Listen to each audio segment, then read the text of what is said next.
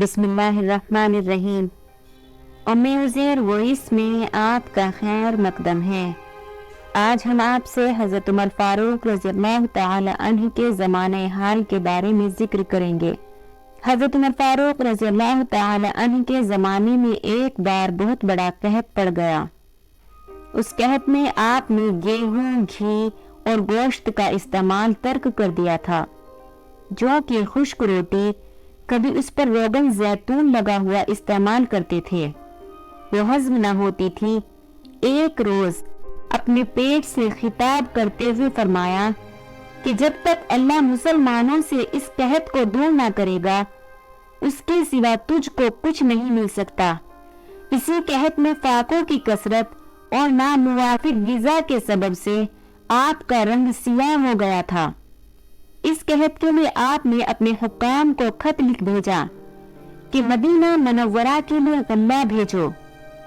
چنانچہ حضرت عبید رضی اللہ تعالی عنہ نے 4000 اونٹ غلے کے ملک شام سے بھیجے، اور حضرت عمر بن عاص رضی اللہ تعالی عنہ نے 100 کشتیاں مصر سے براہ دریا روانہ کی۔ نتیجہ یہ ہوا کہ غلہ کا نرخ جو مصر میں تھا وہی مدینے میں ہو گیا۔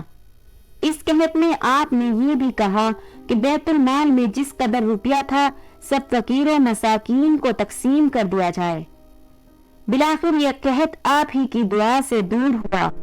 ایک شخص نے رسول خدا صلی اللہ علیہ وسلم کو خواب میں دیکھا کہ آپ صلی اللہ علیہ وسلم فرماتے ہیں کہ عمر بن خطاب سے جا کر کہو کہ قحط دفاع ہونے کے لیے دعا مانگے۔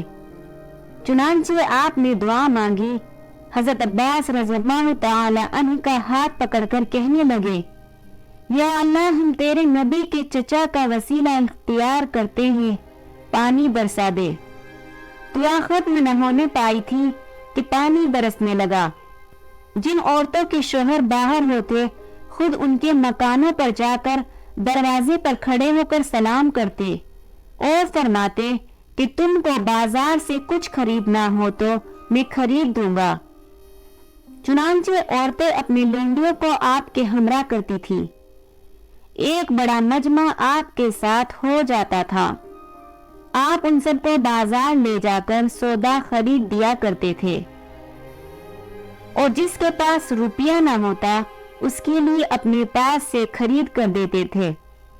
جب فوجی لوگوں کے خطوط آتے تھے تو ان کو خود جا کر ان کے گھروں میں پہنچاتے تھے اور فرماتے تھے کہ تمہارے شوہر اللہ کے کام کر رہے ہیں اور تم رسول خدا صلی اللہ علیہ وسلم کے شہر میں ہو۔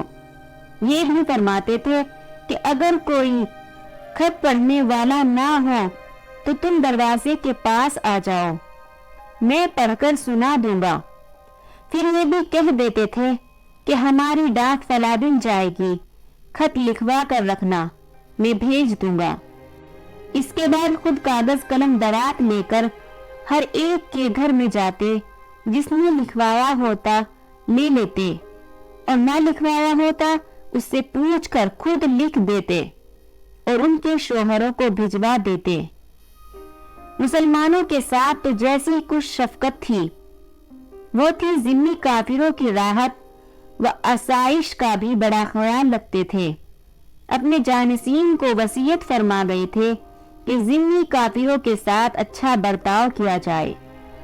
ایک مرتبہ ایک بوڑھے شخص کو بھیک مانگتا دیکھا تو معلوم ہوا کہ یہ وہ یہودی ہے اور جزیے کی زیادتی کی وجہ سے بھیک مانگ رہا ہے۔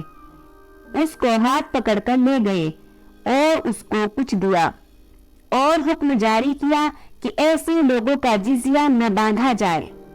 معزز سامعین، دیکھیے حضرت عمر فاروق رضی اللہ تعالی عنہ اپنی رعایا کا کس قدر خیال فرماتے تھے۔ اگر ان کی رعایا میں کوئی پریشان ہوتا تو ان کی مدد کرتے تھے۔ Thanks for watching Umm Uzair Voice. Like and share and subscribe. Press the bell icon.